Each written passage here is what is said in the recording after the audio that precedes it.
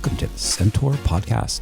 I am Cameron Adibi, and I interview others about the unique and profound relationships between horses and humans. In each episode, we delve into the dynamics of these connections, examining how they are formed, nurtured, and celebrated. From the emotional bonds that develop through companionship to the practical aspects of training and communication, we aim to highlight the importance of horse-human relationships. Join us as we share stories, insights, and expert interviews that illuminate the deep understanding and mutual respect between these four-legged creatures and the two-leggeds who love them. Whether you're a horse owner, an enthusiast, or simply curious about the fascinating connection, you are invited to listen in and discover the many ways horses enrich our lives. Thanks to Kim McElroy, I had the chance to interview Sandra Wallin, who is the co-creator of the Council of Horses Oracle, a 40-card deck and guidebook. Sandra has been learning from horses in one way or another her entire life. It wasn't until her horses Grace and Chiron arrived that her apprenticeship truly began. Sandra claims Grace has taught her to be a better person, and Chiron is teaching her how to be a better horse. And as she learns, so she teaches in her Equine Guided Programs at Chiron's Way in British Columbia, Canada. Sandra is a registered clinical counselor, educator, and presenter who, having retired 22 years at a local school district, divides her professional time between private practice and leading equine guided programs locally and internationally. This interview was just so incredible. I got to speak to Sandra more about the Council of Horses Oracle, deck of cards and guidebook, which is now available. And we just talked about all sorts of things that just blows me away. So I really hope you appreciate this as well. Enjoy. Sandra, thank you so much for joining me and agreeing to talk with me. It's just incredible. Like I got to talk with Kim, your cohort and colleague, and I had, I'm just saying this is my nature. So let's get rolling right now. So Let's get going. I wanted, that Chiron's Way, your organization and your offering to the world. We're gonna ask. I'm gonna have a bunch of questions, but why are horses so good at picking out our wounds? Oh. Well, let's talk about Chiron. Okay, great. He's my mentor, even though he's a myth, right, in a way. And he was the wounded healer. And I love the quote by Rumi, who talks about that the wound is the place where the light enters us. And I think horses, I'm getting goosebumps, I think horses bring light into our lives. And I think that they exude, emit, embody that, as do we. And I there's something about the majesty and the miraculousness of our relationships and how they've evolved over millennia. Some people would say even beyond that, out beyond the stars, where the relationship began, the origin story of that. And there's even actually a part of that in the guidebook that talks about, in the Council of Horses guidebook, that talks about how horses and humanity agreed to travel throughout the stars essentially and to bring high level consciousness and frequency to different places in the universe. And on the journey between there and here, what I was shown was like the dandelion flower, when it goes to seed and the wind blows and how it lifts off those seeds and it carries those little umbrellas out on the winds. That our consciousness was in one of those seeds, and horse consciousness, equine consciousness, was in another. And between there and here on the celestial winds, we kind of got jostled about a little bit and forgot what that divine or that sacred contract, that original purpose was. But horses remembered. Pardon me. And I think that in their remembering and in our forgetting is a pardon me, excuse me, a weaving together of a tapestry in a way.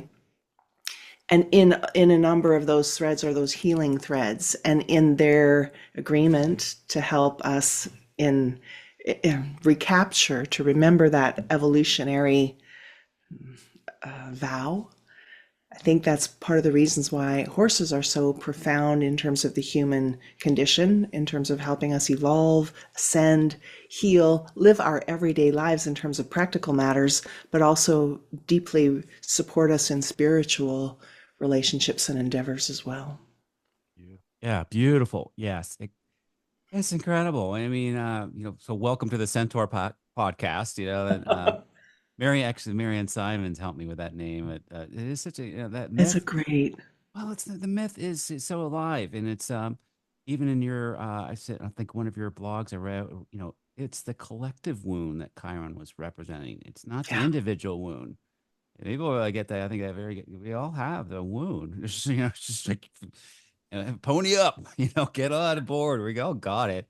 Just what degree and how you deal with it, I think, is the right. Is that how you see it? But that before, I also appreciate Rumi's quote. But because I study some of the Stoics. I'm not a Stoic, but I studied them, because I always think of the horses. yeah.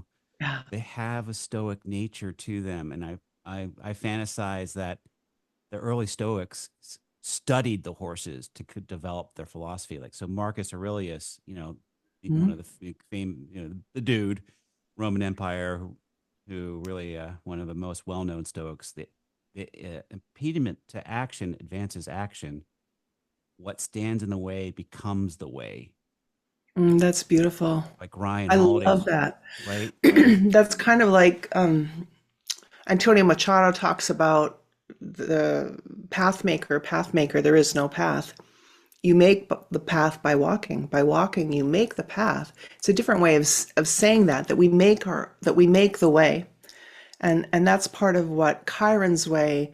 The name of that just sort of dropped into my head. I was actually attending a workshop by Linda Kohanov when back in the ancient days when there really wasn't a lot about the work that we're doing, Cameron, equine guided wellness and learning and therapy and leadership.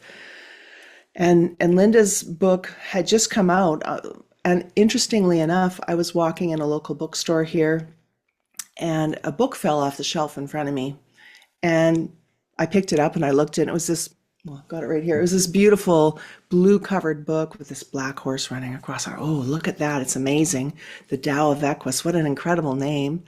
And the photograph was mesmerizing. And it was hardcover. And, I like to read in the tub and in bed. It's like, oh, holding up that hardcover book's really heavy. I'll just wait until it comes out in softcover. And then a couple weeks later, the NARA conference, which was the North American Riding for the Handicapped Association back in those days, now it's PATH, which Right. you know I'm has a come path, yeah, together. path, I right? know, There, I know you are. I know. but yeah, And I attended, it was down in Seattle, and there just weren't a lot of things around in the late 90s about this beautiful field. And I noticed on the agenda there was someone who I didn't know who it was, but she was speaking about equine assisted learning, they called it at the time. And I thought, well, I'm going to just go to this conference, even if I just get to hear a couple of speakers and hear what that all is all about, what their take on it is. And I went and stepped into the lecture hall, and there up on the screen was the cover of the Tao of Equus. So it was Linda. There she was. The book mm, fell off the shelf in front of right. me a few weeks earlier, and now I was attending this lecture. And I said to my friend that I was there with, I said, I just have a feeling that I'm going to find the name of my business here this weekend because there's going to be so much related to horses. And I'd always been drawn by the centaurs, just like you have.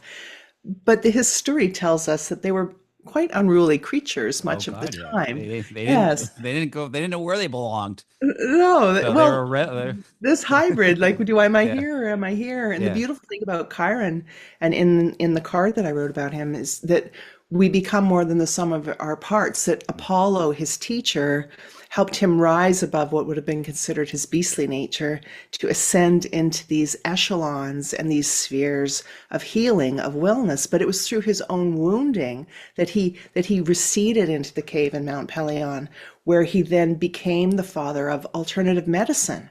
I mean, goodness sakes, and he was the teacher of heroes. He was the mentor of the original medicines that came forward into the world. An ecologist. He was a polymath beyond anything, Mhm. and so to be able to kind of have my spidey senses on in a way. And Linda started to speak, as she so beautifully does, about the different storylines and histories around horses and human, the horse-human connection. And she mentioned Chiron, and as soon as she said that, whew, Chiron's way just went popped right into my head, and it felt so perfect because for me, through my own woundings, which, as you were saying, we all have, and interestingly enough, a basketball injury that tore up my knee, and it never really did seem to heal. It just changed the trajectory of my life. What I thought I was going to be doing in terms of having a scholarship, that changed, and I had to move directions and re-navigate and rebalance, reorient. I very much resonated with Chiron's myth, and also his mother, Lyra was tracked down, right? She changed herself into a mare to escape the attentions of a Titan god, and he in turn changed himself into a stallion and chased her down. And she became pregnant, and when she gave birth to this half man, half horse, what she felt was an abomination. And she cast him out, and then of course Apollo adopted him. And in my own life, my birth mother was raped, and I was put up for adoption. So there were these really profound. Once I started to really dive into Chiron's myth in a deep way, profound synchronicities and relevances that there was this overlap. And then, of course, my business needs to be named Chiron's Way. Wow. Thank you for sharing that. And You're welcome. yes, I didn't know. Of course, I read I didn't know that about your history. This is, I really want to talk a lot about these cards. And the same with Kim. I have so many questions, and For sure. your writing is so beautiful too. I'm getting so Thank much. you. I told Kim I was drawn to the cards first. We're But visual yeah, first, right? And we see things yeah. first. So I Yeah. just sucked the cards up real quickly. It's the guidebook that's really like, really, pushing me. And one of the questions, by the way, Chiron has, Chiron is, Mm. finding wisdom in the wound. I'll share this on YouTube. Uh, I just love this card. It's so just, it depicts Isn't it every, beautiful? yeah, you guys did such incredible, both of you. It was a collaborative effort, but one of Chiron's in the guidebook, one of the questions, Chiron, you pose through the first. This is so beautiful about these cards. Is in the first person. I mean, the horse perspective in the story, and then the questions are, kind of directed to us. Did I say that correctly? Yeah, you did great. That's Okay, good. exactly right. The first, Kim and I tease that first person, first horse. Because I would say sometimes people ask if I'll come and speak about being a horse listener, and I'll say, well, pardon me, a horse whisperer. And I'll Yeah, say, right. it's actually horse listening, horse Exactly. listening. And so when we listen, then we can convey, and all of the stories that the horses share, we're pretty much when we're tuning into the quantum field and tapping in. I mean, obviously, we share our lives with some of the horses that are in the deck, but some of the horses are non-local Yeah. and are myths and stories themselves. Yeah. So very much you're spot on when you're talking about first person storytelling from the horses, straight from the horse's mouth. Yes, right. So one of the questions Chiron had is, when have you been cast out for your beliefs, Mm, behaviors, and opinions? And so before you answer that, I want to thank you because, I'm coming on the scene kind of, late game. You've been doing this a long time, you and Kim and Linda, and I thank you for like really leading the way and paving the way for people like me to come along.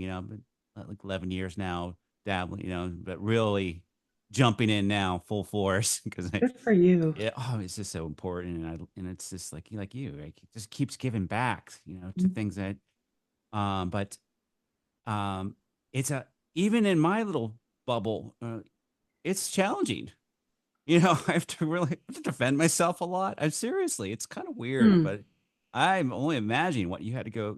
Again, it before Path, it was Nara, right? But I'm Laura, and then, but an EFMA, the Equine Facilitated yeah, Mental Health Association. So they were sister organizations, and Barbara Rector and Boo McDaniels, who are just beautiful sage Mm, women, elder mares, lead mares in our field. They were, and Alden, they were really in that mental health stream. And then there was the therapeutic riding stream. Over the years, the two merged and became Path. But for sure, they were those, if you think about an icebreaker, they were at the leading edge of that. So even us further down the way has been open for us in a large way because of those incredible yeah. pioneers. But and then even as I say that, that's not the right word, because we have been learning from and living with the company of horses for millennia, the Bedouin people, the First Nations people. So when we think about the history of the relationship with horses, even going back to the Knights Templar, the original foundation of the Spanish riding school, that really are looking at those roots, the origin story of the horse human relationship. It's been around for a long time, but now we're reformulating, or maybe we're relanguaging it, because we've become even more disconnected from the natural world than we were even then. So therefore, even more important for any opportunity to spend time in nature, and in particular with these incredible ambassadors for health, well-being, life. Yeah. I saw that you worked in the public schools in Vancouver, right? Public school or counselor.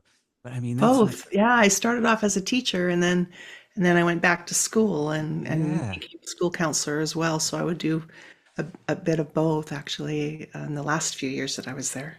So, again, thank you for all, I made it, I think 2 years. It was not my journey. I did this late in life too. But again, I have to ask, because, I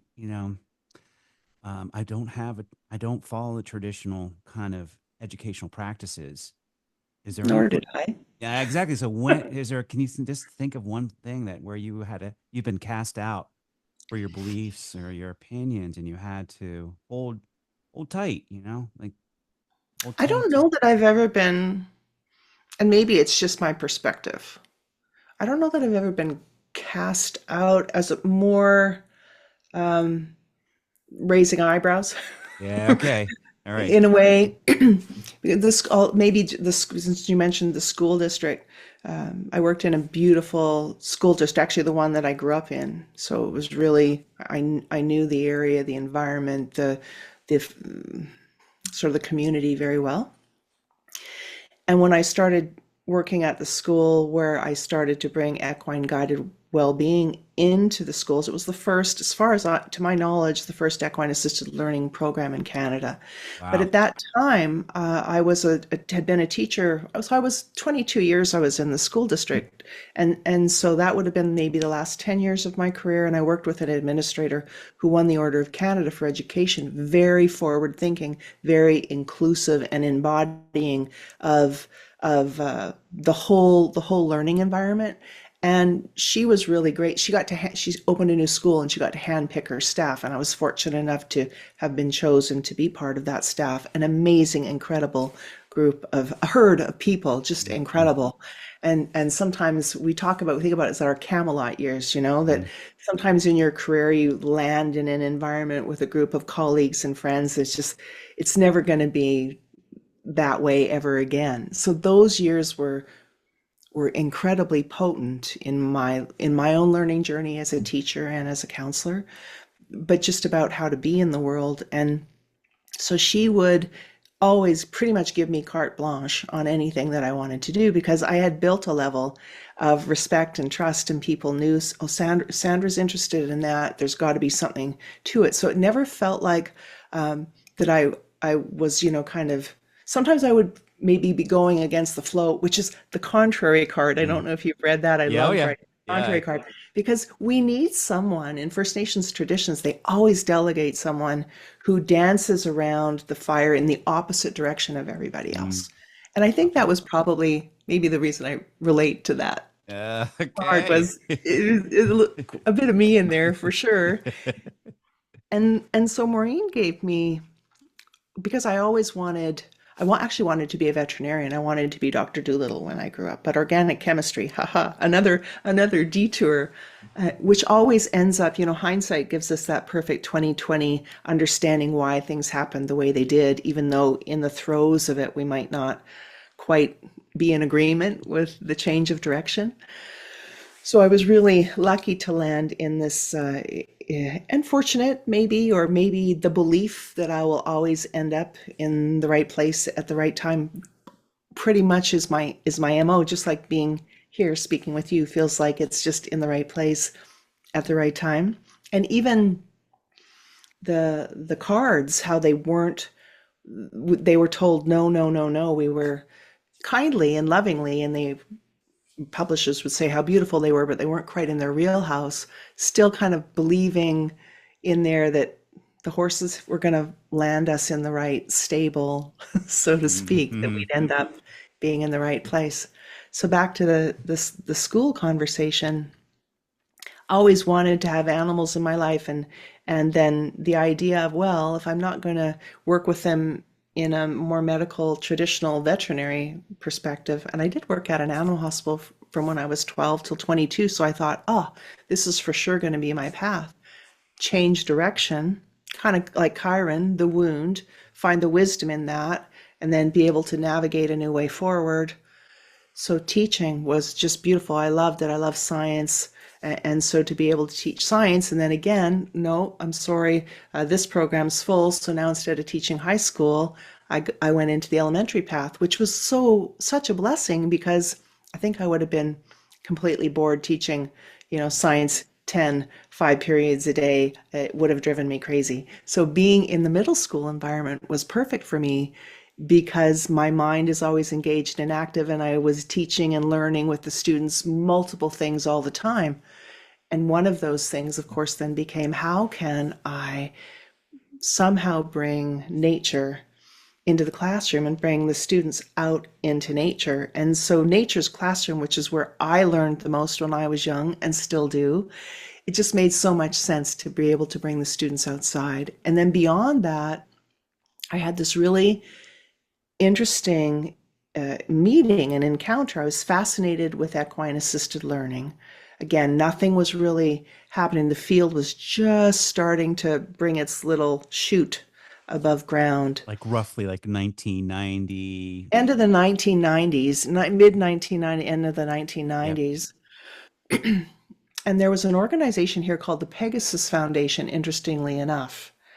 And they had brought a horse whisperer out, and I saw it in the local paper, which again, I don't read the local paper. So suddenly I'm looking at the paper, and there's this guy that's coming and doing horse whispering stuff. I thought, well, I'm gonna go to that. So I went to that, and I met the woman who ran the foundation, Lori Geske, and her daughter was a teenager at the time, and had been given the diagnosis of being on the spectrum. And so the Pegasus Foundation was really about bringing horses and supporting kids with autism in terms of how they can, be present in the world in a different way, be supported. And she was a real strong advocate. When the Pegasus Foundation folded, which was not long after that, she contacted my school district and said, I would like to leave all of the funds that are in our coffers earmarked for Sandra to do equine assisted learning within your school district. And of course, our superintendent, who knew me and actually approved me when I first came into the district, we had a long history together. He said, of course, yes, right away. And so those funds came to support transportation, et cetera, and paying for the facility. I didn't have my own horses at that time. So again, sleuthing about what's close by. Lovely woman in the town next to us had horses. And so just daring greatly to follow Brené Brown. Yeah. And I Yep. went out and made some contact, and she said, please, yes, bring the students out. That would be amazing. And that's kind of where it began in the school district. And then I said to my husband, I can't keep doing this outside of here. We have to find property. We have to find, because my lifelong dream always, Cameron, was to have my own horses. Mhm. And we just couldn't afford that. growing up. I always found a way to be around them, but they weren't my horses, and I wasn't their person. And so Greg agreed, and we started to look for property. And where we are now, actually, we have a beautiful 5 acre property in this little town called Maple Ridge. And so all these, the little dominoes, when you tip a one over and then it opens out and shows a new path, like we were talking about earlier. So So that's where it started, to be able to then, okay, now instead of working within the school district, to incorporate, become my own business, and start my own private practice. I'd gone back to school to become a psychotherapist and got my master's degree. And beautifully, the school district paid for me to go and do that. Another incredible way of the universe or the environment supporting me in following those dreams. And then Chiron's Way came to be here. So working in the schools and having a private practice, but then it still took us a couple of years to get the property ready to be able to bring horses. And that was they came in 2005. Grace, my mare who's in here, and that's when yeah. and Linda, I think 2 weeks after Grace arrived, and we had built the shelter and had the paddocks put in, Linda came and she was teaching a workshop here called Chiron's Way, the Art of the Wounded Healer. She was so kind to name it after my business. And then that's how Kim and I met. Kim came to that workshop as well. So a beautiful kind of, maybe a long-winded story related to your first question. And No. that'll happen. It's a risk Yeah. talking to me, No, I Cameron, love because I'll uh, just you're go on. passionate. You're passionate. And Kim also touched upon that, how the Council of Horses Oracle, beautiful deck of cards, which is daily probably my daily practice. Here it is. Uh is it actually that the seed was planted before the Tao of the Way, or the right the no the art what was the other card deck that was The way of the the horse. Way of the Horse, excuse me. Yeah. Yeah, so I mean, this was a long A long project. time coming. Yeah, this is like a lot of years, It really, was just to gestating a long time. a lot of, and what a great partner to work with. But yeah, I have to ask about Grace, Mm, because I did pull that card yesterday. I pulled I try to, each day I have part of my practice, and I'm asking the horses that the horses I work with, to I'm getting them an opportunity to pick cards, which is so much fun. But we have a lot of common. I was teaching middle school. Um, oh, I love middle school. yeah, I same here. I was like, people like, that must have been horrifying and terrible. Yeah. It was no, the kids were great. It was the structure I was having trouble with. But the other thing is that's where I learned, where some reason kids on the spectrum and I got along, for whatever reason that is. Yeah. I still don't know. But it sounds like you've done a lot of work with a lot of kids, along Mm, with, I mean, again, from your bio, you've got, so Chiron's Way is now your dedicated business. And but you've got, you've worked with students as young as middle school. You work with corporate executives. I saw somewhere you've been to a local prison yeah. working with, so you're doing you're doing the work. So again, thank you for that. But so My pleasure. Chiron's Way has got so much to offer. I mean, but so between your website, from the retreats to the one-on-one, what's what is it that kind of you think is and the conscious horsemanship? What do you Yeah. what are people what are there's so much, I think so much need right now. What are people most coming to you for right now, more than People ever? are most coming to me now for belief change. Mm, The biology belief work with Bruce Lipton, based on Bruce Lipton's work, psychology of change, psychological kinesiology, and the conscious horsemanship, sort of bringing that into the equine community, helping people realize that, yeah, our relationship with horses has more to do with us than we might first give credence to. So I would say those things tend to be where I'm teaching the most. I have a private practice, but right now I'm traveling and teaching so much that I only have a small number of days per month that I open, and they fill up pretty quickly. So there's a need there, but at the same time, what I'm doing now is referring out to my colleagues and graduates because I just can't keep up with the number of people that are looking for that level of support. And it's very much I love it. It's what I taught in the prison actually was the belief change methodology to help the men there that are serving life sentences how to literally free themselves from the confines of those beliefs. And that came at the request of Dr. Bruce Lipton, who's become a dear friend of mine over the years.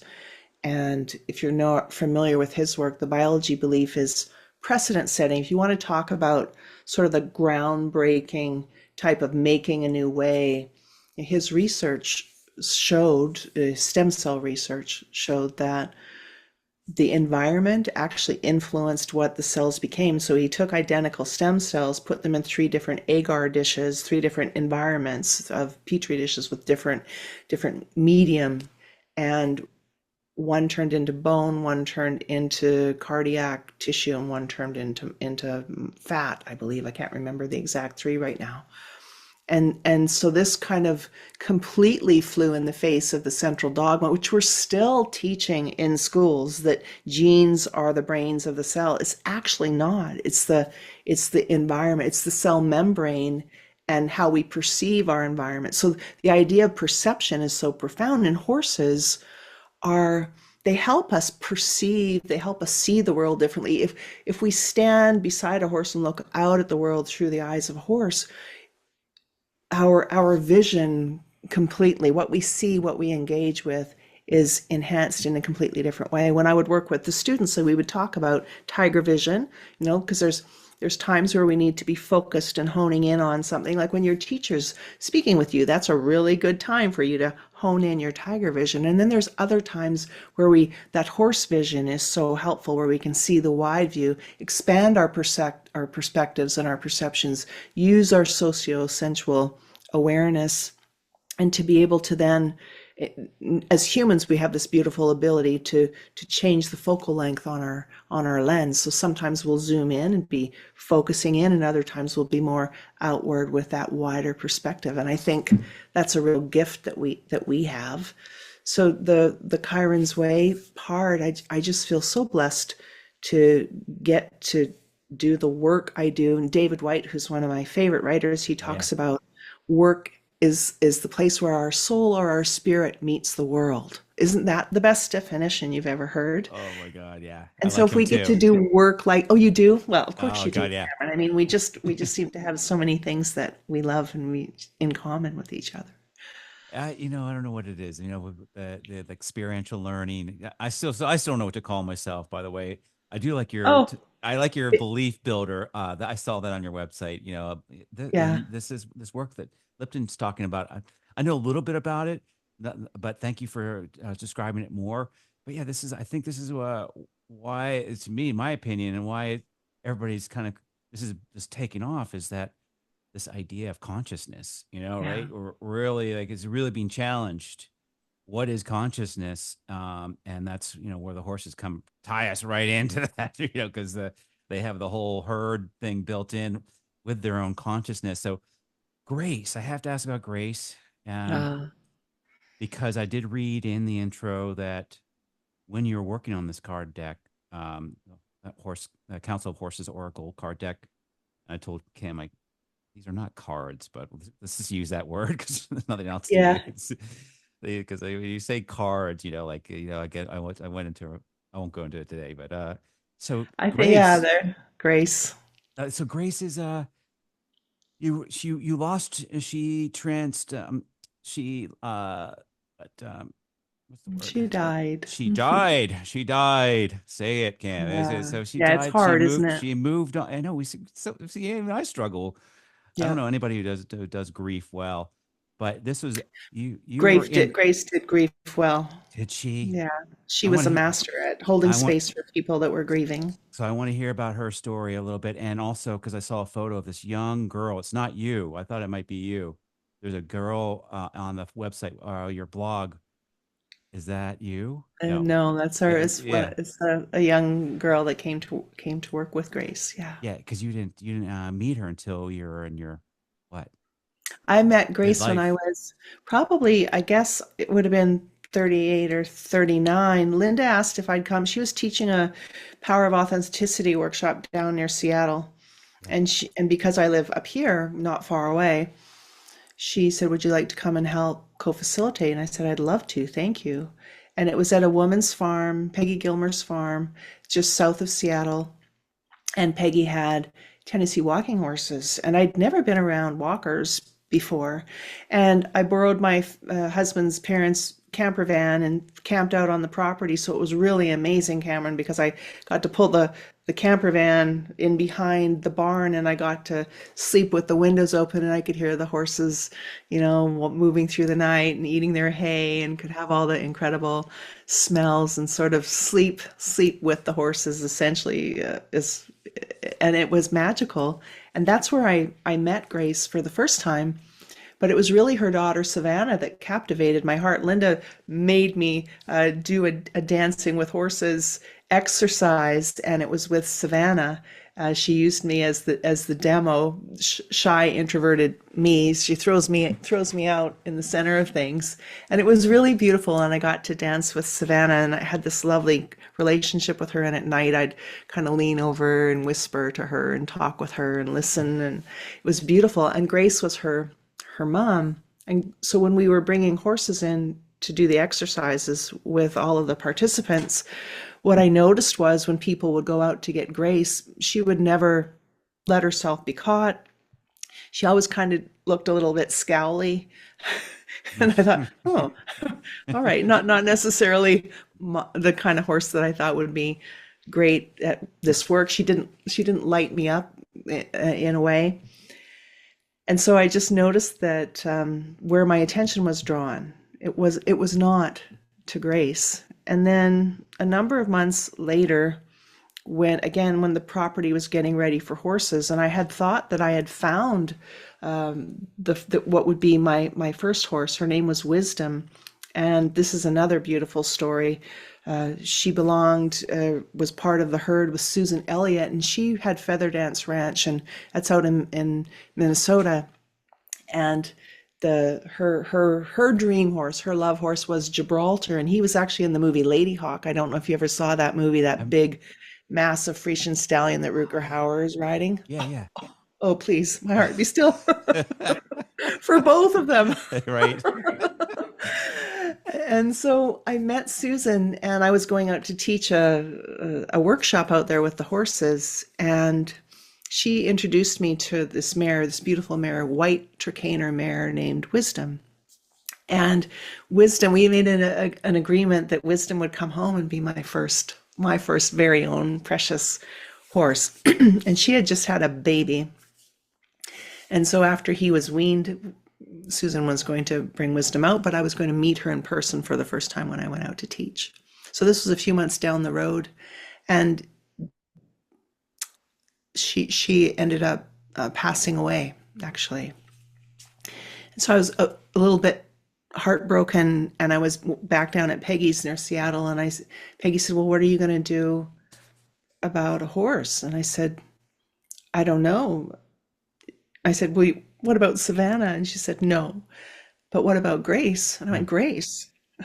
I Grace?" love that look. I love the people listening. Yeah, Sandra just yeah, kind of like yeah, grimaced, grimaced. grimaced there. It's like, are you kidding I said, "You do know what I want to do, right? I only have room for a couple of horses, and I'm working with children. me? Like the horse at least needs to like people, and she doesn't even look like she likes people." Yeah. And she goes, "Well, let's just go out into the field and visit her." And I kind of went, "Well, why? I don't know what the point is, but okay, let's go." So we did. And Grace was the lead mare of a herd of about 8, and she left the herd and she walked right up to me, and she put her head right in my heart. Mm. And I was still so resistant. Like I felt it, but I was also in like, no. There was part of me that received it and part of me that turned it away because of what I had seen. And also kind of my dream was, well, I want I want to have what I thought were the dream horses. I thought I would choose the dream horses, even though I know better than that. I know horses pick us, but I wasn't prepared or ready or whatever the word would be to be chosen by Grace. So Peggy said, well, just think about it. Just think about it. So I went home, and then a few months later, my sister and I were going back down to go see Cavalia. It was just outside of Seattle. And Peggy's going, well, you should come and see Grace again. Okay, well, I'll bring my sister down, and trust, animals own my sister. They completely, so she has no boundaries whatsoever. Our lab used to, literally go in the middle of the night and get her to get up and take him out and stuff. Whereas when Greg and I, he would sleep in with us till noon kind of thing. So all animals owned Lisa. So I thought, okay, if I'm going to see how this mare is with Lisa, because Lisa would be a really good sort of beta test for how she would be with kids and people that don't know anything about horses. Well, she was miraculous. Peggy had her under saddle, Lisa rode her, and would just look to where she was going, and Grace would, she was just amazing. She would just move and follow, and so elegant and so deeply connected. And she would keep looking at me and going, yeah, really not quite seeing you yet, not quite really ready for that yet. And then when we got there, Peggy said, oh, I knew you were coming. And I said, well, I know you knew we were coming. We said I'd be here about 2:00. She goes, no, I knew you were coming because Grace left the herd, and she walked up to the fence and was looking over the fence waiting for you to come. So there were all these signs, Cameron, and I just was not ready. For whatever reason, maybe for the deep, maybe in my heart, I'm going to cry actually, maybe in the depth of my heart, I wasn't ready for that big of a love. So when I finally said yes to her, and she was so patient in the waiting of that, we brought her here, and my life has never been the same. When she stepped off the trailer, I remember shouting back up to the house, she's here. It's in the card. She's here. Grace is here. And I leapt out of the house and I ran down onto the grass, and my husband says, you're so excited. And I know, it's my dream come true. And Greg goes, I thought I was your dream come true. Of course. And I said, I've been dreaming about horses long before. Yeah, right. Before this, before you, before boys, before men, before whatever, before anything else, I've been dreaming about horses. And to have this beautiful mare choose me and wait for me to finally agree and say yes to her was a story. Actually, there's a beautiful little book called Horse's Teacher. There's two of them. Horse's Teacher, The Path to Authenticity, and The Path to I just had my Path to Relationship, and I wrote a chapter in The Path to Relationship about Grace, and it's all this story that we're just talking about here. So Grace was the first horse who came to be here, and 2 weeks after she arrived was when Linda came, and she is masterful beyond any comprehension. She holds space for children on the spectrum. She kicks leaders in the butt when they pretend that I own this, I communicate authentically, and she's like, actually, this is how it's done. So she taught me so much about what to do and what not to do, and she held master classes every time workshops were happening here, and in private sessions she completely embodied her namesake, which would be Grace. And so the card was the last card I wrote, because she passed away in June 2002. 2022. Yeah, thank you. Like, I'm not even whole brained right now. That's okay. I'm feeling it's a lot. all emotional. Yeah. And I couldn't think about it. I couldn't think about her. I couldn't write about her. It was just too painful. And then all the cards are now done except Grace. And I partly left it to the end because I knew I wanted to have the space to really be present, because I figured if I got in touch with that, it might influence it, so, how the other cards were coming to life. So I thought, no, I'm gonna, and also it was complete procrastination and avoidance, because then I would really have to feel Yeah. deeply and completely this loss. So the card is our story, but part of it, because what I recognize when I sat down to write her card, there could be books and decks just about Grace and just the things that she's taught me, but that she's taught the people who have come, and that she's taught other horses. Mm-hmm. She's just this lead mare in every sense of the word. And so It's incredible hearing you big. talk. I got teary yesterday when I picked the card and read this. So I mean, I could feel it just by reading your guidebook. So Grace, there she is when hearts Yeah. become whole, and she is gorgeous. And so the word I was struggling with when I was saying she died, she transitioned, and that's what these. This is the again. This is the gift of these cards. These are alive. So Grace's spirit is Yeah, carried on, there and she I is. never would have met her unless these you made these card decks, this card and this Thank you. guidebook. Yeah. So now I know Thank you her. for saying that. Yeah. I love that, because her work was so deep and big and profound, and I I'm touched and delighted that she is alive in her sharing of all of her gifts through these wisdom cards. It's so touching. And I had a number of friends and people that knew her over the years, and when they got the deck, a number of them would email or write or phone and tell me that they had drawn the Grace card. Mm, And so I love that she's in here, yeah. and I love all of the horses that are in here. Incredible. But everything for me starts and ends with her. And how lucky to have that relationship. But so I have this guy Hunter. I think I sent you a photo, You and did. I've only known him a year now. But he's just taking me to new places. Just kind of like it sounds like Grace. He's got a much bigger plan than I do. So I just like Oh, okay, yes. so I have to kind of keep on my toes. But I call him my lead faculty member, and it sounds like Oh, that's great. Grace was your she was the one who taught all your other horses. Did she She's teach the you? dean. She dean, the dean. It's the The dean. honorary dean. Yeah, to everything.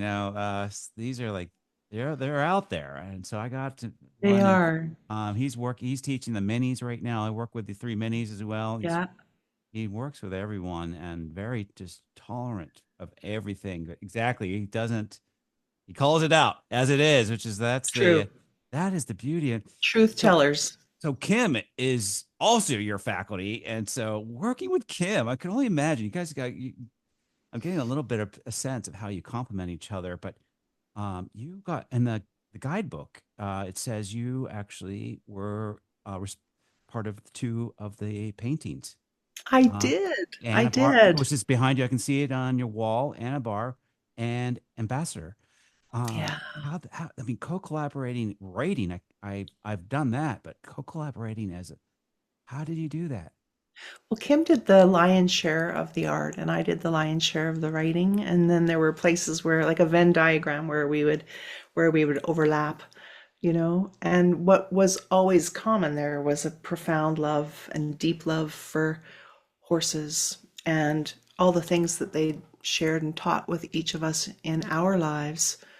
And then our unique, what we have that was unique unto ourselves, but also the shared places. And I think that was, it was born of respect and deep friendship and for each other. And then the dream of being able to share in a beautiful way, because I think one of the things that we mentioned before was that I'm an art therapist and Kim's an artist, and so how are those the same, and how are they How are they different? And to be able to both of us be completely compelled and moved by beauty. And how could there be, I mean, people might argue against this, but I think one of the most beautiful things to gaze upon is our horses. Mhm. It's in our DNA. Kim and I talked about, we've been they're on the cave art, from Yeah, ask them. early. Yeah, so we know that's been in our psyche for this. But so, did you actually physically draw some of these? She does mosaics, right? I mean, she does not mosaics, uh, pastels. She does Can, pastels. So Enbar was, this is actually, the stand-in is, this is Chiron, my horse Chiron, who is a lifter of veils. He's very much the fairy horse.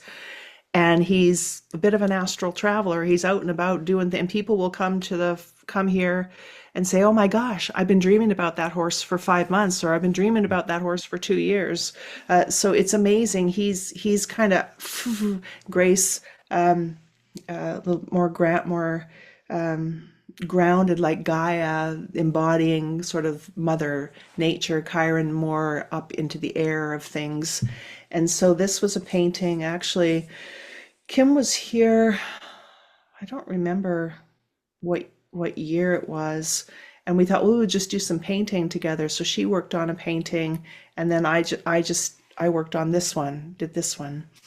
And I beautiful. So just this is thank you. and sitting behind her on your office. Now here's the card here, Anna Barr lifting the veil, and it's Mm, just this like a kind of a gray horse.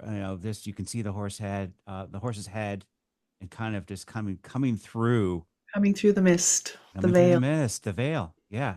So yeah, it's just Yeah. Hunter. By the way, picked this card. Oh, well, I'm not, because when I saw Hunter, I thought, oh, he looks like Chiron. He totally he I put Yeah, so what I do is I put them in a circle, and he just came over, put his nose on it, and walked away. I That's love how. that. But so I yeah, it's love that you're doing that with Hunter and Romeo and your herd. I think that's beautiful. so you had a canvas somewhere, and you just kind of it came to Yeah, you. It wasn't this like it this wasn't a was photo. It was just a no, this was based on a photo that I had of Chiron. okay. All right. Yeah. And then the ambassador, that's the only painting in the deck that's done in acrylics. I did that one in acrylic. And That's also that's based beautiful. on that's Sutter. And he's Sutter. this Yeah, I want to hear the Sutter. story. I want to hear the story of Sutter, because this is Oh, the interesting thing about this deck of cards is that it's you some have been in physical bodies and some have not. it's And true. so you're really like again, you're putting these two you're there's the veil right there. You're putting these two worlds, letting us access these two Yeah, worlds. But that's a great way to think of it. Sutter was a rescue and pretty tragic. What happened? What's his Very, story? What's his very story? tragic in the beginning, very tragic. I don't know. You have the deck, you have the card It, there. Do you want to well, it, read from it a little oh yeah, bit, Cameron? Why don't you yes. go ahead? Good idea. This is what Kim did. So, Yeah, ambassador, invincibility of spirit, resilience, trans-species healing, radical forgiveness, yeah, message for humankind. Even each of this. So this is the guidebook. Each card has a format like this. So that for ambassador, the message for humankind, even in the darkest of places, love can be the light. And then the message for horse kind, out of suffering, the strongest souls emerge. And then you have this beautiful written first person story from Ambassador or Sutter. My story: I was still growing into my legs when I was abducted from my wild home and family, one of more than 100,000 horses marked for slaughter each year. yeah, Fate, fate intervened, and I was relocated to a place where barbarism reigned. Too young to make sense of the cruelty, I withered from neglect and torture. Laid out in the scorching sun, I was bound and tied with a black tarp placed over me, my mind fractured. Riven by fear, I was branded incorrigible. Is that right? incorrigible. Incorrigible, dangerous, and returned to my original abductors. But once again, fate intervened. I was rescued from exile and taken to a new home. Were you the person who rescued you? No, no. her name is out of my head now. The original woman that rescued him, and then he went to Netta de Mayo at Return to Freedom.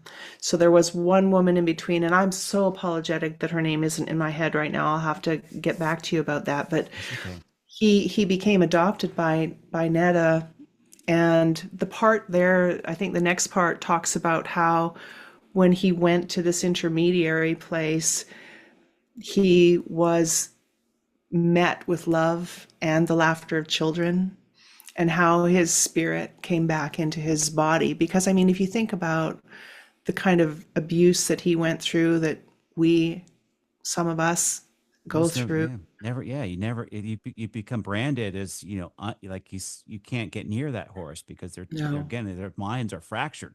They are Yeah. so out of their mind. But yeah, so this is, and then again, how did he make it into the deck? Did you actually Oh, physically because meet him? I knew him. You So did. Okay, that's what I wanted yeah, to hear. How did you get when to I know this? went to Return to Freedom, I went there. I had a profound riding accident, which is another conversation on Chiron.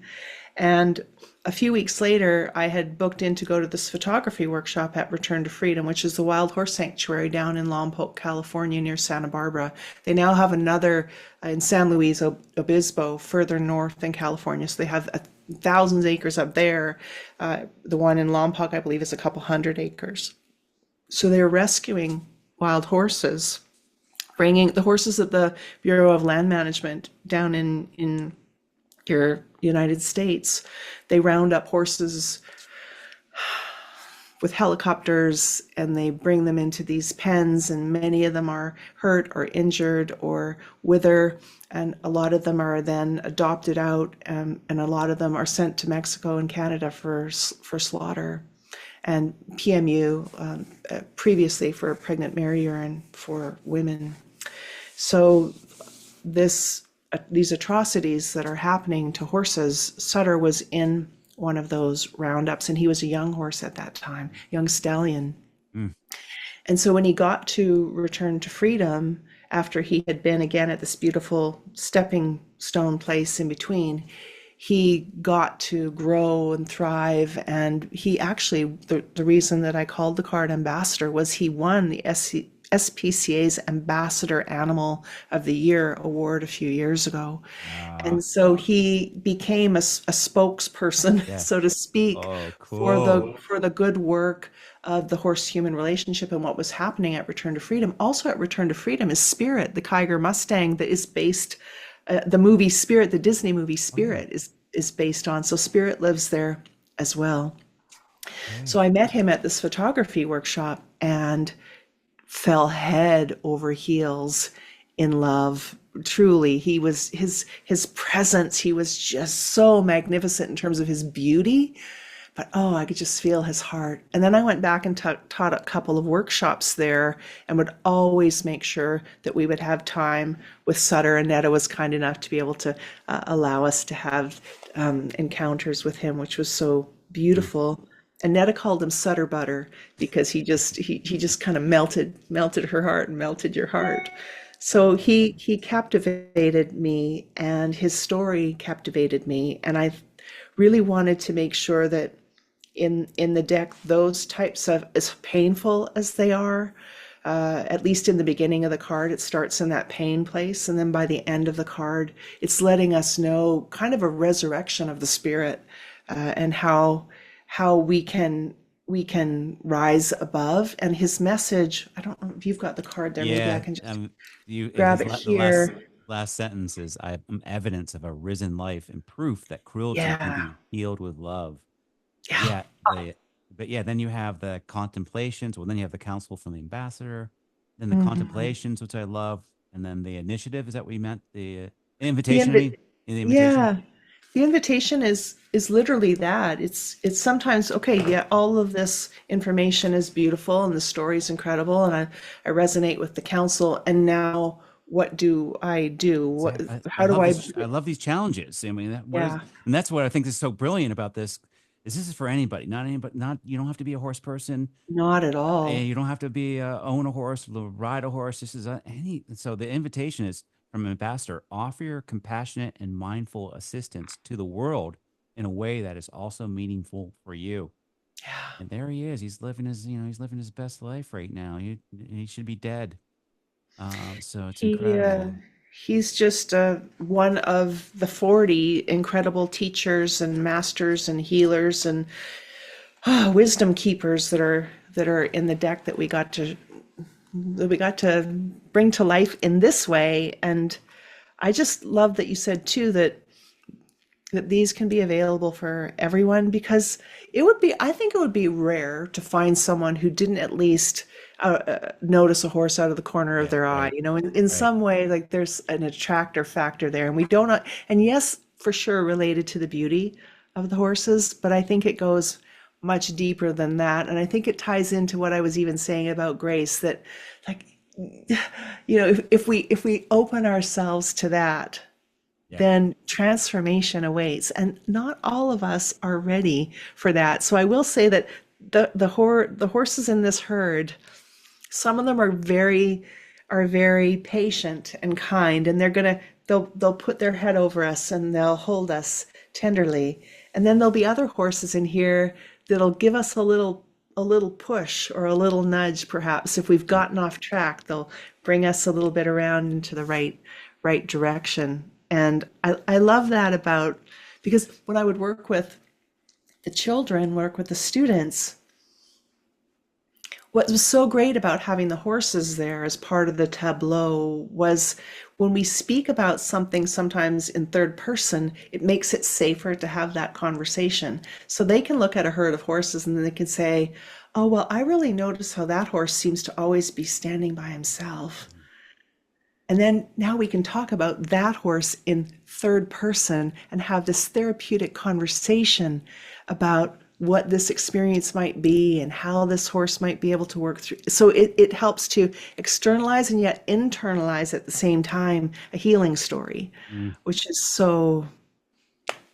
it's often so gentle now. Like, oh, I can talk about what's happening in the horse's life, but I don't have to be sharing that that's really what's happening in my life. And then the relationship and the rapport builds, and now the conversation ends up being about, well, I know what that's like for him because I stand outside by myself on the playground all the time. Mm. I never get bored. It's so friggin' No. fun. I love this stuff, and I love talking to you about it. And I can talk to you so much more. And I want to just thank you for being sharing your emotions. This is emotional stuff, and that's really what these horses are so. All horses are so good at. They have such a rich emotional language, and they're so sensitive. I was just talking to I got to interview Barbara Wheeler, the photographer. Does Oh, all, oh wow. my God, I know her experience. This is all taking off thanks to Marianne Simons. Thanks, Oh, Marianne. good for her. Yeah, but so I mean, I'm getting to talk to people. It's like this conversation is also just like, what? I get to talk to you about this stuff. This is incredible.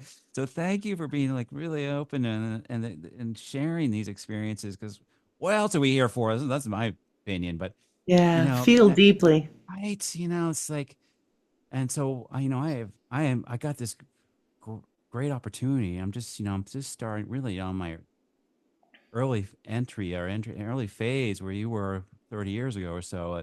I just got a grant to work with teenagers at risk.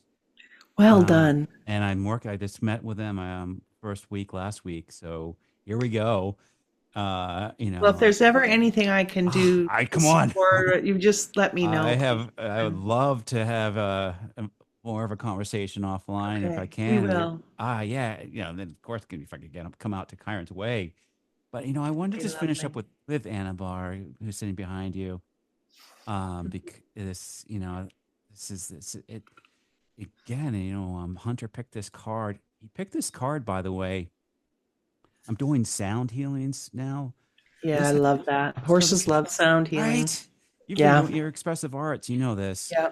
So how this happened real quickly is that I've been working with kids that are autistic, and as you know, many are sound sensitive or sound Yeah. adverse or sound seeking, one of the two.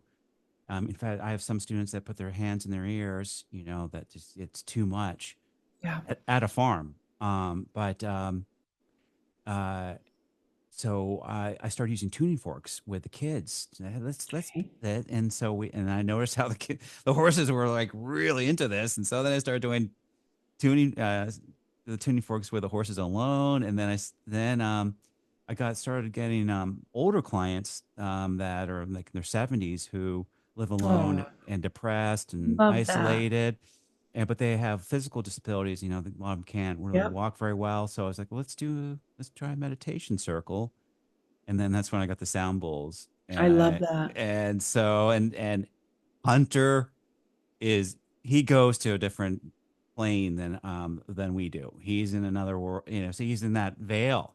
He picked that card, and No wonder. he picked the card when I do the before we do the sound healing with I keep it to like 10 people, and we get in a circle, and then Hunter and Romeo are off lead. And so this is interesting to me. I mean, one of the questions are which of your boundaries are self-imposed? And Mm. I have to really think about that, because I'm so it's a little, a little different thinking about boundaries, but there's some boundaries, maybe that aren't working. And how to identify, like I'm trying to think of a good example. Can you think of like how does that question come to you when which of your boundaries are self-imposed and where do they need to be the next question is, I think, can we read it? Uh, I don't know. I put it, I just thought that was a very good question to from Anna Barr. And the question is, basically, where do I limit myself? Where do I hold myself? Where do I need to let go of? And which boundaries are self-imposed? Are they healthy or do they need to be lifted or adapted? What do they keep out and what do they keep in? Hmm. It's just as that veil is getting thinner around us in all part of the world. Everyone, I love the questions. They're really, for me, sort of the courageous, uh, kind of in a way, healing questions, psychotherapeutic questions, the deep questions that horses ask us often. Sometimes when we're out there with our horses and no one else is listening, no one else is around, because like we like I talking about these things are tender sometimes or personal. So we sometimes will do that. This great thing about sharing our lives with horses is we get to go out 24 hours a day and have these deep conversations with someone who listens in a profoundly deep way, but also insists that we come face to face sometimes with these types of questions. So they were important that they would invite, maybe push us into thinking maybe sometimes differently than we yeah, had thought about things that's it. before. That's exactly it. And so how do we think something? How to like change that perception? Because we were just you're talking about Bruce Lipton, that whole idea of perception, and and Hunter's like he is the ultimate for me because I'm riding him bareback now. But he was unrideable, and Yeah. I'm just trying to keep him moving and exercising him. But it's very different type of riding, than Yeah. than your traditional. We're gonna go in circles Right. and work on the left lead and right lead. Nope, it's not about that. This is When you're this riding him bareback, this is a beautiful opportunity for you, the two of you, to become a centaur. exactly. It's like I really have to listen. So I was trying to go up this hill by all his the rest of the herd at the farm, and he just stopped Yeah. because he wanted to have and the whole herd came over to him and they Yep. had a conversation, and I just like, okay, we're gonna stop. I love it. Let go of that. It's And you're so part of the interesting, herd then too, which is really right? fascinating. So now you have this great opportunity It's to so be, much better than what I thought. That's the yeah, thing about this Anabar's teaching. So I want to just finish the last question, and maybe you and Kim will be kind enough to let me talk to you both because I think there'd be something more even deeper. But um, what is?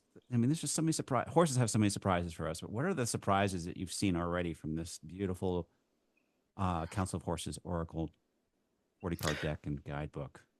well, it's an Anbar story. I was at a book talk the weekend before last, and outside of the bookstore in this in our local mall, and there was two sort of senior ladies were walking by, and the one that was closest to where I was kind of looked over and then looked over again, and you could feel that her friend wanted to keep going, but she was being drawn in by whatever the beautiful covers of the card, the display, who knows. And she kind of came over, and I had the cards spread out face down on the table and a bunch of posters there, and she just said, "I don't believe in that stuff." And I said, "You don't believe in horses?" And she goes, "No, I don't believe in this stuff." And she goes, "I believe in God and I believe in the devil, but I don't believe that, which is black and white, but I don't believe in any of this gray stuff in between." And so I spoke with her for a few minutes, and got her to the place where that she agreed to just flip a card over. And her friend was just really wanting to hightail it out of there, but she said, "Yeah, okay." So she flipped a card, and it was Enbar. And she goes, "Okay, so what's that supposed to mean?" And I thought, oh gosh, here she is. Her belief system, perfectly beautiful. Her belief system is that this stuff, which is for me, beautiful paintings of horses and essays about who they are and stories. So like to be a chameleon with our language is a really great belief and capacity to have. So whoever it is that I'm talking with, to be able to match, listen to what they're saying, and then to match them with language that they're comfortable with, they can hear, that they can receive. And so I thought, oh goodness sakes, probably one of the, it's a horse, a card about a fairy horse. How is she going to be? How do I convey the message in this card for her? And so what I did was I just quickly skimmed through and ended up actually, Cameron, being in the last paragraph of the council. And it says, "Remember, dear traveler," and I just left that part out. It says, okay, here it says that the veil between worlds is not a divide, but rather a beautiful tapestry woven with threads of love, connection, and peace. Pardon me. As you weave your own unique thread into this exquisite fabric, you contribute to the eternal dance of creation, enriching the lives of both our kinds. Step outside the boundaries of your known reality and join the harmony of our vast interconnected universe. And I read that to her, and she went, "Oh, that's beautiful." She said, we were just at the quilting show just around the corner in the mall, and we were just doing that. We were just weaving. And I thought, oh, thank you, Enbar, for the perfect words to help this beautiful woman realize that we're all interconnected, and that she's weaving things in her way and the horses are weaving things in their way. And so that was a beautiful, touching, I wouldn't say surprise, but I don't know, encounter.